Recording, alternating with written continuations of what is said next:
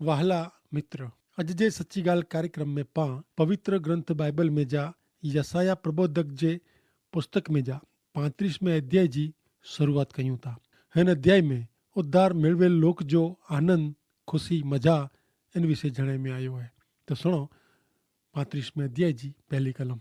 अरण्य ने सुकी धरती राजी थींदी, जंगल मजा करींदो, गुलाम वारी जी खिलदो। मित्र, यसाया जो 35मो अध्याय निरांत शांति ने राहत विषय जणाए थो। ईश्वर पाप के शिक्षा करींदा ने उन्हीं जे पक्ष से विश्वासीय के शांति ने आराम ॾींदा। ही कलम हिकिड़ी ख़ासी ॻाल्हि जो वर्णन करे थी। हिन अंतिम राज्य में ईश्वर पंहिंजो न्याय ने शांति स्थापी बुंडाई जो विनाश करींदा। ही उहा दुनिया हूंदी जेको प्रभु यीशु ख्रिस्त ते विश्वास करींदल ने उद्धार मेळवेल लोक सृष्टि बेरा आनंद जा सहभागी बनदा। 35 अध्याय जी ॿई कलम सुनो। वो घणे खिलदो ने आनंद से नचीने राजी थींदो। इनके लबानोन जो गौरव, कार्मेल ने सारोन जो वैभव ॾिने में अचींदो। वो यहोवा जो गौरव पंहिंजे देव जो वैभव नेरींदा। ईश्वर जे पक्ष से न्यायी ने सीधी वाट में हलदल के पंहिंजे जीवन में मुसीबत जो सामनो करींदल हमेशा ॾोखी ने परेशान रहंदा न। ईश्वर जो गौरव होते आहे, ईश्वर जो महिमा होते आहे ने तैला ईश्वर जी प्रजा व्यक्ति मजा करींदी। ईश्वर पुत्र प्रभु यीशु ख्रिस्त पंहिंजे हथ से उन ॾुख जा आंसू ओगी वजंदा। हाणे नेरियूं 35 अध्याय जी 3 थी 5 कलम। ढीले हथ के मजबूत करियो ने लथड़े ता उन घुटण के स्थिर करियो। जेको स्वभाव तकड़ा आई उन्हीं के जणायो। मजबूत थियो, द्रजजा न, नेरियो जो देव वेर गिनांदो, देव उन्हीं के बदलो ॾींदा। उ पिंड अचीने आके तारींदा, तॾहिं अंधे जी अखियूं उघाड़े में अचींदी ने ॿोड़े जा कन पण उघाड़े में अचींदा। ईश्वर पाके नवा बनाईंदा। पां स्वर्गीय शरीर में ने संपूर्ण रीते ईश्वर जे स्वभाव में हूंदासीं। चौथी कलम में जणाए प्रमाणे ईश्वर परायण लोक ईश्वर जे न्याय काल जे समय में पण स्थिर उभा रहंदा। पापी विनाश में वेंदा। ईश्वर जे द्रामे जीवे वारा लोक ता उद्धार मेळवींदा। हाणे नेरियूं 6 थी 9 कलम में कोर लिखल आहे। मंडो हेण वारे जी ठेक ॾींदो ने मोंगे जी जब गीत गाईंदी। कारण अरेण में पाणी ने वन में पाणी जी नालियूं फोटी निकिरंदी। मृग जल तरा ने तरसी धरती पाणी जी नालियूं थी वेंदी। सियारे में रेठाण में उन्हीं जे सुम्हे जे ठेठाण में घास साथे बरू ने सरकट उगंदा। हुते राजमार्ग थींदो ने हू पवित्रता जो मार्ग चवंदो। इन में जा थई ने कोई पण अशुद्ध वेंदो न। उहो मार्ग उन्हीं जे लोकला थींदो ने मूर्ख पण इन में भुला पवंदा न। हुते सीं ॾेखांदा न पण उद्धार पामेल हुते हलंदा। ही ॻाल्हि कहिड़ो ख़ासो चित्र वताए थी। हिन पृथ्वी ते अहिड़ो अजायब ईश्वर जो राज्य हिकिड़े टाइम ते स्थापंदो जिते ईश्वर आहे। हिते संपूर्ण व्यवस्था आहे।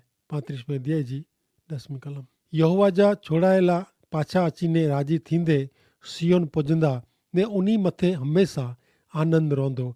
उन्हीं के मजा ने आनंद मिलंदा ने उन्हीं जा ॾुख पीड़ा हलिया वेंदा। पृथ्वी जी पुठ पर जा प्रभु यीशु ख्रिस्त में विश्वास करींदल हरेक व्यक्ति ईश्वर जा लोक इज़राइल साथे उन 1000 वरे भेरा हूंदा। हिन बारे में पवित्र बाइबल में जकरिया जो पुस्तक 14मो अध्याय ने 14 ने 17वीं कलम में लिखल आहे कि यरूशलेम सामे चढ़ी आवेल मिड़े प्रजा मिजा जो बचेलो हरेक माण्हू राजा जी एतिरे सेना जे देव यहोवा जी भक्ति आराधना करेला ने मांडवा परब पारेला वरे वरे वेंदा।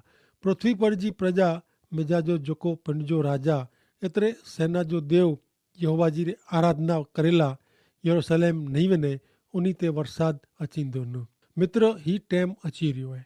प्रभु यीशु ख्रिस्त ते विश्वास करींदल हरेक व्यक्ति प्रभु यीशु ख्रिस्त जे फिरी थी अचे टाणे स्वर्ग में उचकाई वेंदा। पण व्यक्ति जेको पंहिंजो जीवन प्रभु यीशु ख्रिस्त खे सौंपियो न आहे, उहो हरेक ते बि ईश्वर जी शिक्षा सारोकालिक विनाश अची पवंदो। ईश्वर पुत्र प्रभु यीशु ख्रिस्त ते संपूर्ण रीते सौंपाई वेंदल व्यक्ति ला उहो समय आनंद ने राजी खुशी जो हूंदो। यूहन अनुसार शुभ संदेश जे 14वें अध्याय जी 2 થી 4 कलम में चवंदा कब मुझे पिता जे घर में घणे ओरड़ा आई ने आऊं आला जगह तैयार करेला वञा थो। जो अहिड़ो न वे त आऊं आके उहो पण जणायो हो। आउं वेंदो ने जॻह तयारु કરીને पाछो अचींदो ने आके मूं भेरो कोठी वेंदो, जेथी जिते आउं वां होते ऐं पण वो। आउं जिते वञा थो उन जॻह जो मार्ग ऐं ॼाणो था। अहिड़ो प्रभु यीशु ख्रिस्त चवनि था। अचो मित्र, हाणे पां अॻियां वधंदे यसाया जे 36वें अध्याय जी शुरूआत कयूं। 36वें अध्याय में हिजकिया राजा विषय जणाई में आयो आहे। मित्र, जीरा ईश्वर पांखे फक्त उन्ही ते विश्वास रखे जो चवनि था। कोई पण व्यक्ति मथे न, ने कोई पण भौतिक का कोई पण शक्ति मथे न, कोई पण जात जी मदद मथे न। ईश्वर पुत्र प्रभु यीशु ख्रिस्त अज हेवर अज पंहिंजे वचन जहिड़े वरदान ॾींदे चवनि था। योहान अनुसार शुभ संदेश जे 15वें अध्याय जी 7वीं कलम में प्रभु यीशु ख्रिस्त पिंड चवनि था, जो ऐं मूं में वसो ने मुंहिंजा वचन आमे वसे त ऐं खपे हू मंगो ने आगे मिलंदो। अॻियां योहान 16वें अध्याय जी 24वीं कलम में पण चवनि था क अना ऐं मुंहिंजे नासे कीअं मंगियो न हुयो, मंगो एतिरे आके मिलंदो ने ई आंजो आनंद पूरो थींदो। प्रिय मित्र, प्रभु यीशु ख्रिस्त मथे विश्वास करींदड़ हरेक व्यक्ति जी प्रार्थना ईश्वर सुणे था। जो प्रभु यीशु ख्रिस्त ते विश्वास करे वगैर प्रार्थना करे में अचे त उहो नकामी वञे थी। मित्र, गमे अहिड़ो ॾुख वे त संकट वे, बचाव जी मदद जी कोई आशा न वे, मानवी रीते मिड़े अशक्य वे, पण जेको ईश्वर पुत्र मुक्तिदाता प्रभु यीशु ख्रिस्त के प्रार्थना करियो था त उहा जी प्रार्थना सुणंदा ने आजी मुक्ति आजो बचाव ज़रूरु करींदा। उन्ही जे पवित्र वचन में उन्ही चयो क मूंखे हकल कर, एतिरे आउं जवाबु ॾींदो। मित्र, मात्र जीवंत सत्य ईश्वर रज प्रार्थना सुणीने जो जवाबु ॾिए था। तंहिं लाइ फक्त प्रभु यीशु ख्रिस्त पर ज विश्वास ने आधार रखो। हाणे नेरियूं यसाया 36वें अध्याय जी पहली कलम। हिते चए था क हिजकिया राजा जी कारकिर्दी जे 14वें वरे आसूर जो राजा सानहेरिब यहूदिया जे मिड़े किले वारे नगर ते चढ़ाई करीने उन्ही के जीती गड़े। हिजकिया यहूदा राज्य जो 5 खासे राजा मेजा जो खासो राजा हो। ही 5 राजाएं जे टाइम में एतिरे यहूदा जा राजा आसा, योसाफाट, योआस, हिजकिया ने योसिया जे टाइम में वॾी धर्म जागृति आई हुई। लोग पंहिंजे पाप जो पछतावो करीने ईश्वर तरफ़ फिरिया। हिजकिया हिकिड़ो महान राजा हो। उहो ईश्वर भक्त माण्हू हो। पवित्र बाइबल में जणायो हुयो, ॿिजो काल वृतांत जो पुस्तक 29वां अध्याय ने तंहिंजी पहली ने 2 कलम में चए था क हिजकिया राज्य करेला लॻो तॾहिं उहो 5 वरे जो हो। उहो यरूशलेम में 29 वरे राज के। इन जी माउ जो नां अबिया हो। उहो जखारिया जी छोकिरी हुई। इन जो पिता दाऊद जहिड़ो कंहिं इन प्रमाणे उहो यहोवा जी नज़र में जेको खासो हो उहो कंहिं। हिजकिया ईश्वर जे द्राह में जीवे वारो राजा हो। तंहिं छतां उहो विश्वास में न बुरो पियो। ॿिजो राजा 18वां अध्याय 13-16 कलम में विच चए था क हिजकिया राजा जे राज्यकार दरमियान 14वें वरे आसूर जो राजा सानेहरीब यहूदिया जे मेड़े कोट वारे नगर ते सवारी करीने उहो सर के ने यहूदिया जो राजा हिजकिया लाखिस में आसूर जे राजा वटे माण्हू हलाईने जणाए क आउं गुनो कयो आहे, तूं मूं वटां पाछो वञ, तूं शर्तूं जेको मूं वटि रखने उहो आउं क़बूल रखंदो। ने आसूर जो राजा यहूदिया जे राजा हिजकिया मथे 300 तालंत रुपए जी ने 3 तालंत सोन सालियाणो ठहिराए। मिड़े रूपो यहोवा जे मंदिर में जा ने राजा जे महल जे भंडार में जा मिलियो। उहो हिजकिया इनके ॾिने। उन टाणे यहूदिया जो राजा हिजकिया यहोवा जे मंदिर जे दरवाजे मथां ने 50 मढल स्तंभ मथां सोन उखोड़ीने आसूर जे राजा के ॾिने।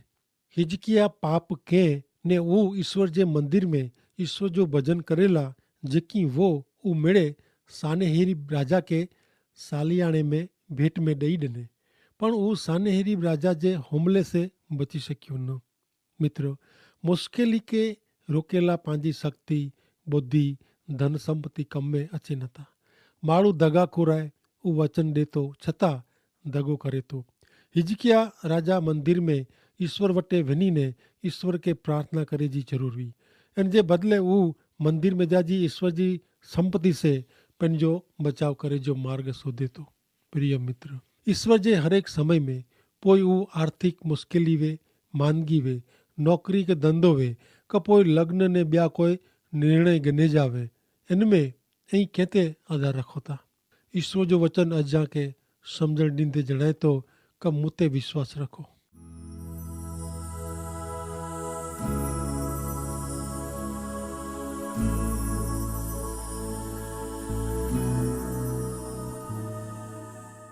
છત્રીસમો અધ્યાય 2 ને 3 કલમ। લાખીશનું રાબસા કે વડે લશ્કર સાથે હિજકિયા રાજા વટે યરુશલેમ હલાય। ધોબી જે ખેતરજી સડક મથલે તરા જે નાલે વટે ઊભો રહ્યો। તॾहिं हिलकिया जो छोकिरो एलियाकिम जेको राजमहल जो अधिकारी हो, उहो सेबना चीटनीस ने आसाब जो छोकिरो योआह इतिहासकार उहो इन वटि ॿारहं आया। आसुर जो राजा सानेहरी पंहिंजे सेनापति राबसा के यरूशलेम जा लोक ने यहूदिया जा राजा हिजकिया वटि हलाए थो। सानेहरी इच्छे थो का यरूशलेम जा लोक ने राजा द्रिजी वञे ने पिन खे इन जे हथ में सौंपी ॾे। यरूशलेम 12 वॾी छावनी में एतिरे हिकु रहठाण में आसू जो लश्कर धामो विझी हमलो करे ला तैयार आहे। तॾहिं हिजकिया पण पंहिंजे राजदूत खे सानेहरीब राजा वटि हलाईने इन जी ॻाल्हि में सहमत थिए थो। 36मो अध्याय 4 થી 6 कलम सुणियो। राबसा के उन्ही के चए हिजकिया के चौजा, आसुर जो राजा महाराजा धीराज अहिड़ो पुछे थो कि ही तूं कंहिंजे आधारे भरोसो रखे थो। आऊं पुछां थो कि फ़क़्ति मुंहिंजी ॻाल्हियूं ज लड़ाई माटे सलाह ने पराक्रम जो कमु करे, तूं किथे भरोसो रखे थो? मूं सामे दगो किया आहे? जो तूं इन जुड़ियल बरू जे डांडे मथे एतिरे मिस्र ते भरोसो रखे थो कि जंहिं ते जे कोई टेको ॾे त उहो इन जी हथेटी में वञी ने इन खे विंदींदो। मिस्र जो राजा फारून इन ते भरोसो रखंदल मिणीला अहिड़ो ज आहे। आसूर जो राजा सानेरीब यरूशलेम जा राजा हिजकिया खे मेणो मारींदे पड़कारे थो कि तूं मिस्र ते कुलाए आधार रखे थो, मिस्र तोखे बचाईंदो न। मित्र, आसूर जे हथ में जा हिजकिया खे छुड़ाईंदल कोई वरू को न हो। जो हिजकिया जीरे सचे ईश्वर याहवे के पंहिंजो आधार बनाए वेह त ही ॾींहुं आयो न हो।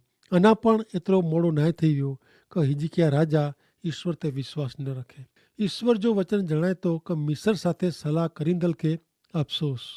अहिड़ो जाणे छतां हिजकिया मिस्र साथे संधि करी पंहिंजी मदद इन वटां मङे थो।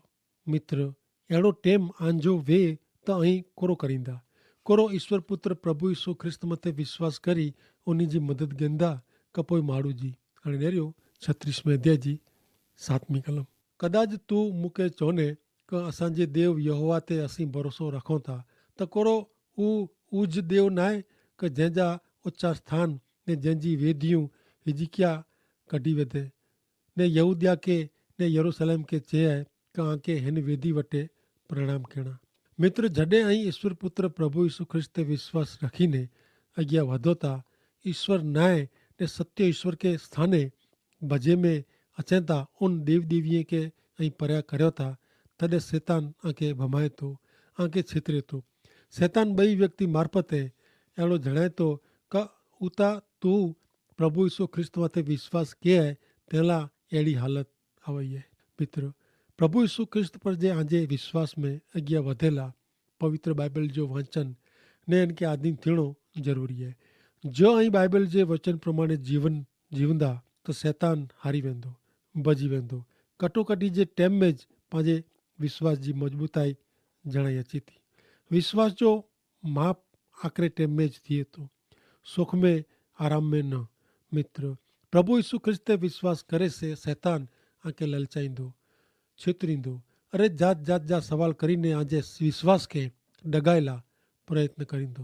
तॾहिं ई कोरो करींदा, कंहिंजो सुणंदा। आजे सवाल जा मिड़े जवाब पवित्र बाइबल में ईश्वर वटि आई।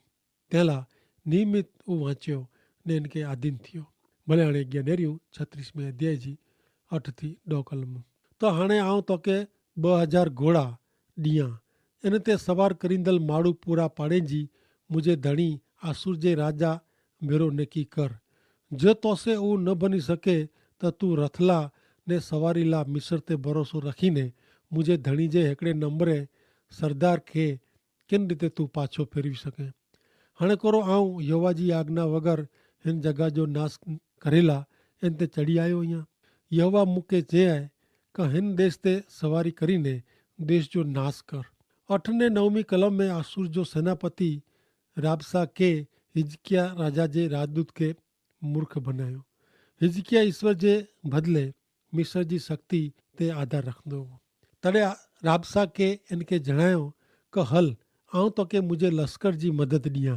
10वीं कलम में राबसा के घणे विचित्र सलाह हिजकिया राजा खे जणाई थो। उहो हाणे चए थो कि यहोवा मूंखे यरूशलेम जो नाश करे ला हलायो हुयो। अहिड़ो चएसि आसूर जो राजा अहिड़ो वेछंदो हो कि इसराइल जो ईश्वर हाणे यहूदा राज्य जे पक्ष नहीं ने अहिड़ो चएसि हू यरूशलेम जे लोक खे नाहिमत करीने उन जो विश्वास डुगाइला मंगदो हो। 11 ने 12वीं कलम सुनो।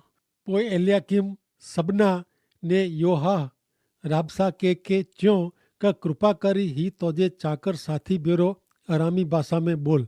एतिरे ला कि असीं ऊ सम्झूं था पर रांग मथे जेको लोक आहीं उन जे सुणदे असां भेरो यहूदी भाषा में बोलजे न।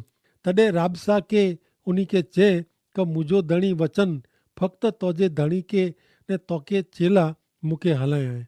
माण्हू जेको कोट ते एतिरे रांग ते वेठल आई ने जेको पिंड भेरा पंहिंजी विष्टा खाधेला ने पंहिंजो मूत्र पीधेला निर्मण थियला आई उन खे चेला मूंखे हलायो न। अरामिक भाषा उन समय में अंतरराष्ट्रीय भाषा हुई जी अॼु अंग्रेजी आहे तीं।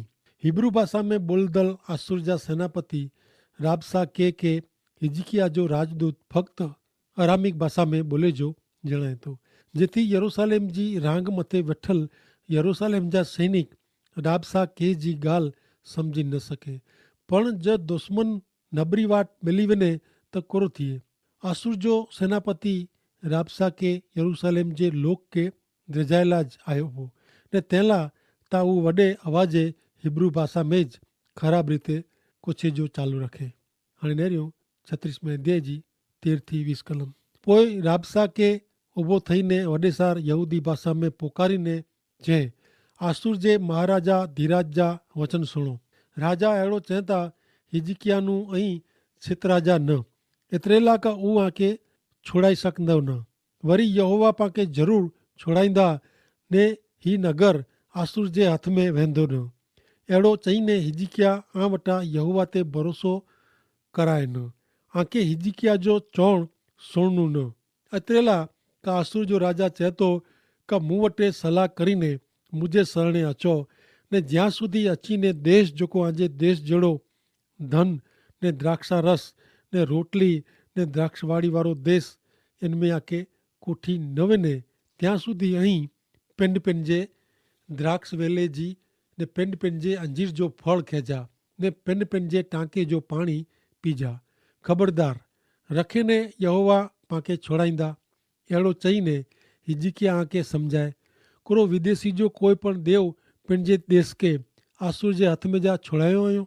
हमात ने आरपात जा देव किथे आई सफ़ा वारमीम जा देव किथे आई कोरो उन्हीं मुझे हथ में जा समरून के छोड़ायो आहियो। उन देश जे मेड़े देव में जा किन देव पंहिंजे देश के मुझे हथ में जा छोड़ाया है का यहोवा यरूशलेम के मुझे हथ में जा छोड़ाई। आसूर जो राजा अहिड़ो जणाइला मंगे थो कि यरूशलेम जा लोग पंहिंजे राजा हिजकिया ते विश्वास न रखी इन जी ॻाल्हि के न मञीने आसूर जो शरणो स्वीकारे। मित्र हीता वो ईश्वर जी प्रजा सामे ईश्वर जे पक्षे उभो रहिजो खुलो પડકાર। કાં તો ઈશ્વર જે પક્ષે ઉભા રહેણું અથવા ઈશ્વર જો નકાર કરી ઈશ્વરનું છીટાવણું। મિત્ર 18-20 કલમ में पंहिंजे राजा विषय आसूर जो सेनापति मूलशाही करे थो। ऊ जीरे ईश्वर याहवे ने पृथ्वी पर जा ना जा ने कल्पित देव देवी साथे रखी ॾिने उनी जहिड़ा लेखे। प्रिय मित्र प्रभु यीशु ख्रिस्त हिकिड़ा मात्र उद्धारकर्ता ईश्वर आई। बाइबल में घणे चोखे शब्द में ईश्वर उन ते विश्वास करींदल के जणाईअ था। निर्गमन जे पुस्तक जे 20वें अध्याय जी 3 कलम में કે मूं सिवाय तो के ॿियो कोई देव नवे। पुनर्नियम 5 अध्याय ने 7 कलम में चेता कि मूं सामे तो के ॿियो कोई देव नवे। अॻियां यसाया 43 ने 10 ने 11 कलम में लिखल है कि यहोवा चेता ऐं मुंहिंजा साक्षी आहियो, आउं मुंहिंजे सेवक खे पसंदि कयो आहे, जेथी ऐं मूंखे सम्झो जाणो ने मुंहिंजो भरोसो करियो ने सम्झो कि आउं उहो ई आहियां। मूं अगाऊ कोई देव थियो न आहे ने मूं पुठियां कोई थिए वारो न आहे। आउं जइयां यहोवा आहियां ने मूं वग़ैरह ॿियो कोई त्राता न आहे। प्रेरित जा कम 4 अध्याय ने 12 कलम में पण लिखल आहे कि उद्धार फक्त उन्हीं मार्फते ज मिले थो, कारण जैसे उद्धार थिए अहिड़ा ॿिए कंहिंजो पण ना ईश्वर सॼी दुनिया में माण्हू खे ॾिनो नयो। हाणे अॻियां कार्यक्रम में वधंदे लेरियूं यसाया 36 अध्याय जी 21 ने 22 कलम सुणो। हू छाना रहिया ने इनजे जवाब में कोई बोलिया न, हिकिड़ो शब्द न बोलिया। एतिरे लाइ कि राजा जी आज्ञा अहिड़ी हुई कि इनखे जवाब ॾियणो न। पोइ हिलकिया जो पुत्र एलियाकीम जेको महल जो कारभारी हो, हू साबना चिटनीस ने आसाब जो छोकिरो योहाह इतिहासकार पंहिंजा कपिड़ा फाड़ीने हिजकिया वटि पाछा आया ने इनके राबसाके जा शब्द सुणाए। इनके कलम में जणाए प्रमाणे यरूशलेम जो राजदूत आसुर जे सेनापति के कीअं जवाब ॾे नथो। अहिड़ी सूचना इनके हिजकिया राजा वटा मिली हुई। प्रिय मित्र, मुंहिंजा ने आजे हरेक सवाल जा जवाब था ईश्वर वटे, हा प्रभु यीशु ख्रिस्त वटे आहिनि। शैतान के ललचाए थो, द्रिजाए थो, पड़कारे तॾहिं आके आंजी विनंती प्रभु यीशु ख्रिस्त वटे खणी वञण जी ज़रूरत है। ईश्वर वटे योग्य समय ला योग्य जवाब आई। जेको ईश्वर जो सुणे था उहो शैतान द्रिजे नथा ने इन जी सलाह गने नथा, पण प्रभु यीशु वटे अची ने सलाह मंगे था ने उहो ज सलाह इनके शांति आराम ने संतोष ॾींदी ने सचे मार्ग में डोरी वेंदी। तंहिं माटे ईश्वर पिता खे आशीष ॾियो। आमीन।